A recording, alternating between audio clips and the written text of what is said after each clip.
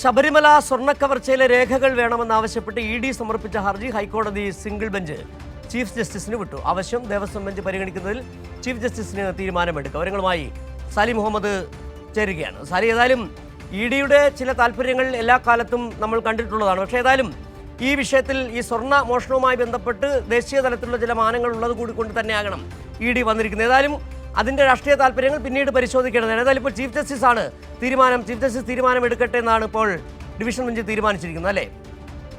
അതായത് ഈ കേസ് ഇതുമായി ബന്ധപ്പെട്ട എല്ലാ കേസുകളും പരിഗണിക്കുന്നത് ഹൈക്കോടതിയിൽ സ്ഥിരമായുള്ള ദേവസ്വം ഡിവിഷൻ ബെഞ്ചാണ്.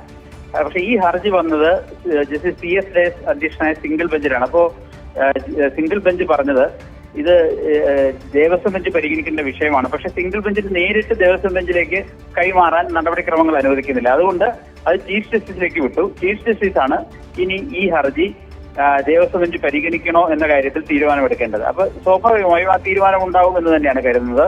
അപ്പോൾ ഇത് നാളെയോ അടുത്ത ദിവസമോ ഈ കേസ് ചീഫ് ജസ്റ്റിസ് പരിഗണിച്ച് അത് ദേവസ്വം ബെഞ്ചിന് കൈമാറുന്നതായിരിക്കും സാധാരണ നിലയിലുള്ള രീതി. ഇനി അതിൽ ദേവസ്വം ബെഞ്ച് വാദം കേൾക്കും. നമുക്കറിയാം ഈ കേസുമായി ബന്ധപ്പെട്ട എല്ലാ നടപടിക്രമങ്ങളും പ്രത്യേക അന്വേഷണ സംഘം റിപ്പോർട്ട് സമർപ്പിക്കുന്നതടക്കം ദേവസ്വം ബെഞ്ചിലാണ്. ദേവസ്വം ബെഞ്ചാണ് ഇതുമായി ബന്ധപ്പെട്ട എല്ലാ നടപടിക്രമങ്ങളും വീക്ഷിക്കുന്നതും നിരീക്ഷിക്കുന്നതും.